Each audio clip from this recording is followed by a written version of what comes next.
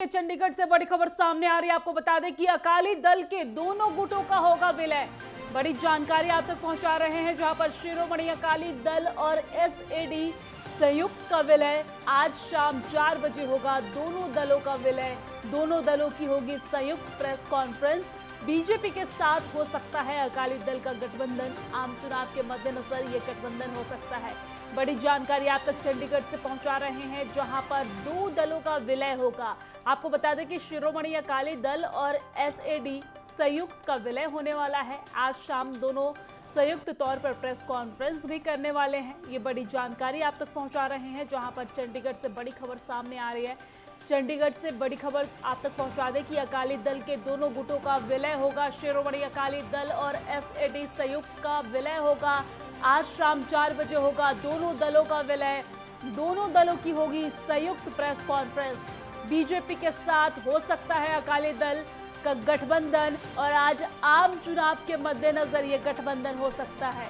बड़ी जानकारी आप तक पहुंचा रहे हैं। आपको बता दें कि आने वाले दिनों में लोकसभा का चुनाव है, और लोकसभा के चुनाव के मद्देनजर अकाली दल और एसएडी संयुक्त का विलय हो सकता है। बड़ी जानकारी आप तक चंडीगढ़ से पहुंचा रहे हैं, जहां पर आज शाम 4 बजे दोनों दलों का विलय होगा। दोनों दलों की होगी संयुक्त रूप से प्रेस कॉन्फ्रेंस। बड़ी और अहम खबर आप तक पहुंचा रहे हैं, जहां पर बीजेपी के साथ हो सकता है अकाली दल का गठबंधन। आम चुनाव के मद्देनजर हो सकता है ये गठबंधन।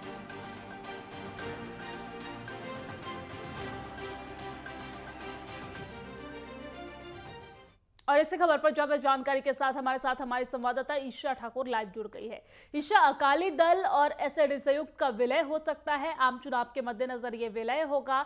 संयुक्त रूप से प्रेस कॉन्फ्रेंस की भी खबर सामने आ रही है। क्या कुछ पूरी जानकारी आपके पास है, बताइए विस्तार से।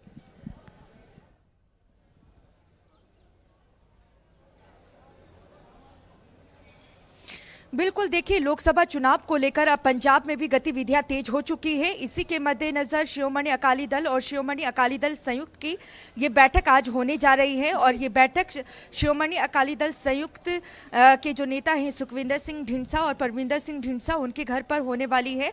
और यहाँ पर देखिए, दिलचस्प बात यह है कि 2015 में जब पंजाब में श्री गुरु ग्रंथ साहिब की बेअदबी हुई थी, उस दौरान यहाँ पर क्योंकि शिरोमणि अकाली दल और बीजेपी की सरकार थी, गठबंधन की सरकार थी, और यहाँ पर उस दौरान पंजाब के जो गृह मंत्री हैं वो सुखबीर बादल भी थे।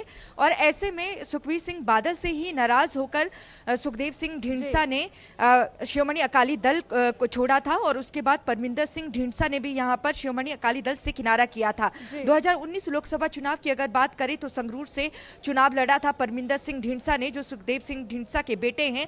लेकिन सुखदेव सिंह ढींडसा ने उनके लिए प्रचार भी नहीं किया था, ये कहते हुए कि बेअदबी की घटना के लिए कोई जिम्मेदार है तो वो शिरोमणि अकाली दल है। और सुखबीर बादल पर कई गंभीर आरोप लगाए थे। लेकिन अब देखिए, राजनीति में कहा जाता है कि कभी भी उलटफेर हो सकता है, और वही अब देखने को मिला है। जिस सुखबीर बादल के खिलाफ वो बोलते नजर आए थे, अब उसी सुखबीर बादल के साथ वो आज थोड़ी देर में दोपहर बाद बैठक करने वाले हैं। और बैठक के बाद 4 बजे संयुक्त ये प्रेस कॉन्फ्रेंस होगी। सुखबीर सिंह बादल, शिरोमणि अकाली दल के प्रधान, और शिरोमणि अकाली दल संयुक्त ये साझा प्रेस कॉन्फ्रेंस करने वाले हैं, और जिसमें ये घोषणा की जाएगी कि शिरोमणि अकाली दल में ही शिरोमणि अकाली दल संयुक्त का विलय हो जाएगा। शिरोमणि अकाली दल से निकलकर ढींडसा की तरफ से ये अलग से पार्टी बनाई गई थी। और 2022 के जो पंजाब विधानसभा चुनाव हुए थे, उसमें भारतीय जनता पार्टी के साथ गठबंधन के साथ उन्होंने विधानसभा के चुनाव लड़े थे। लेकिन अब देखिए, परिस्थितियां बदल गई हैं। लेकिन जो हमारे सूत्र हैं उनकी तरफ से ये भी जानकारी दी गई है कि शिरोमणि अकाली दल के साथ भारतीय जनता पार्टी की जो बातचीत है वो अंतिम दौर पर चल रही है। सीटों के बंटवारे को लेकर एक तरफ शिरोमणि अकाली दल पर विलय हो रहा है शिरोमणि अकाली दल संयुक्त का, वहीं आने वाले दिनों में ऐसी खबरें भी सामने आ सकती है कि शिरोमणि अकाली दल का भारतीय जनता पार्टी के साथ गठबंधन हो गया है। पंजाब में 13 लोकसभा सीटें हैं। ऐसे में यहाँ पर बीजेपी लगातार जो पंजाब यूनिट है वो ये कहती नजर आ रही है कि 13 की 13 लोकसभा सीटों पर बीजेपी अकेली इस बार लड़ेगी। लेकिन केंद्र की अगर बात करें, क्योंकि अंतिम फैसला केंद्र नेतृत्व की तरफ से ही लिया जाना है, तो बीजेपी आला कमान के साथ सुखबीर बादल की बातचीत चल रही है। 8-5 का ये अनुपात बताया जा रहा है, जिसमें या तो शिरोमणि अकाली दल 8 पर लड़ सकती है या फिर बीजेपी। तो ऐसे में 8-5 का ये अनुपात रहने वाला है। है। और कहीं ना कहीं ये क्योंकि 8 तारीख को अगर हम बात करें बीजेपी की बड़ी बैठक और दूसरी बैठक ये होने जा रही है केंद्रीय समिति की, और केंद्रीय चुनाव समिति की इस बैठक के बाद दूसरी जो सूची है उम्मीदवारों की लोकसभा चुनाव को लेकर वो भी जारी होगी। तो ऐसे में उस दौरान और उसको मद्देनजर रखते हुए किसी भी वक्त ये भी माना जा रहा है कि शिरोमणि अकाली दल का बीजेपी के साथ भी गठबंधन हो सकता है और जिसकी घोषणा जल्द भी की जा सकती है। ईशा, आने वाले दिनों में लोकसभा का चुनाव है, दोनों गुटों के विलय से आने वाले दिनों में जो चुनाव है उसमें किस तरीके से लाभ मिलेगा?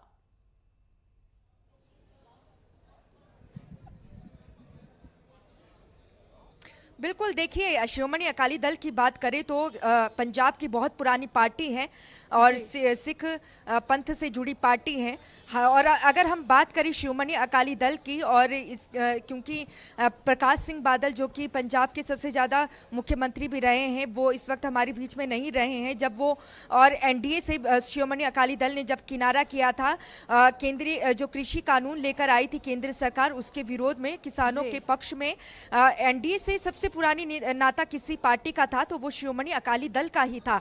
उस पार्टी से किनारा हो गया, लेकिन जब हमने देखा कि पिछले साल ही पंजाब के पूर्व मुख्यमंत्री प्रकाश सिंह बादल का जब देहांत हुआ तो खास तौर से प्रधानमंत्री नरेंद्र मोदी चंडीगढ़ पहुंचे थे उन्हें श्रद्धांजलि देने के लिए।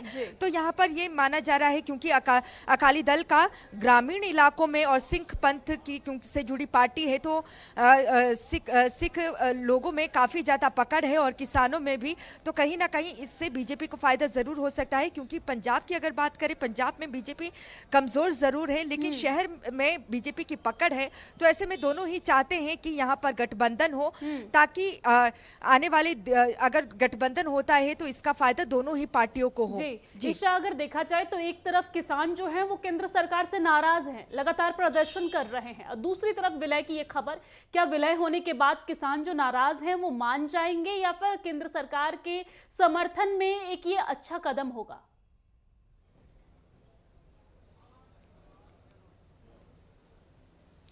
देखिए अगर हम बात करें किसानों की और किसानों के मुद्दे पर ही शिरोमणि अकाली दल ने किनारा किया था एनडीए से जब केंद्र की सरकार की तरफ से कृषि संबंधी 3 कानून लाए गए थे और उस दौरान शिरोमणि अकाली दल ने कहा था कि ये किसानों के विरोध में कानून लाए हैं और ये किसान हितैषी ये कानून नहीं है, इसलिए वो किनारा करते हैं भारतीय जनता पार्टी से और एनडीए से। हालांकि उनकी तरफ से किनारा जरूर कर दिया गया और एक बार फिर से किसान मुखर जरूर हुए हैं अपनी मांगों को लेकर। और यहाँ पर देखिए किसानों के साथ बातचीत करने के लिए केंद्र सरकार तैयार है, लेकिन अगर हम बात करें एनडीए से किनारा करके अगर हम पंजाब विधानसभा चुनाव में नजरें डालें 2022 में जो चुनाव हुए थे बीएसपी के साथ गठबंधन के साथ अकाली दल ने चुनाव लड़ा था और बीएसपी ने गठबंधन तोड़ दिया है शिरोमणि अकाली दल के साथ, ये कहते हुए गठबंधन यहां पर तोड़ा गया है कि शिरोमणि अकाली दल अंदर खाते भारतीय जनता पार्टी के साथ गठबंधन में जा रही है जिसका वो विरोध करते हैं, इसलिए गठबंधन तोड़ते हैं। तो ऐसे में माना जा रहा है कि गठबंधन में अगर दोनों ही पार्टियां आ जाती है तो कहीं ना कहीं किसानों की जो मांगे हैं उस पर भी गौर किया जाएगा। एमएसपी के मुद्दे की अगर बात करें क्योंकि जो अहम जो मुख्य उनकी मांग है किसानों की वो यही है कि धान और गेहूं के अलावा जो अन्य फसलें हैं उसकी भी कानूनी गारंटी दी जाए। तो किसानों को लेकर सरकार का भी कहना है कि उनकी पहल जारी है, वो बातचीत करना चाहते हैं। 6 तारीख को किसान देश भर के दिल्ली कूच करने वाले हैं तो इन सब के बीच किसानों को लेकर भी सरकार कोई बड़ा अहम फैसला ले सकती है। लेकिन लोकसभा चुनावों के मद्देनजर क्योंकि प्रधानमंत्री ने जिस तरीके से सदन के भीतर ये नारा दिया है कि एनडीए इस बार 400 पार, तो इस 400 पार के आंकड़े को किस तरीके से पार करना है उसके लिए सबसे पुरानी पार्टी जिसके साथ नाता था एनडीए की सबसे पुरानी पार्टी रही है गठजोड़ में शिरोमणि अकाली दल, उसके आगे हाथ यहां पर बढ़ाया है बीजेपी ने। तो माना जा रहा है कि कहीं ना कहीं सकारात्मक ही जो रिजल्ट है इसके परिणाम आएंगे। जी ठीक है ईशा, शुक्रिया तमाम जानकारी साझा करने के लिए, हमारे साथ लाइव जुड़ने के लिए। नजर बनाए रखिएगा, आगे भी आपसे अपडेट लेंगे।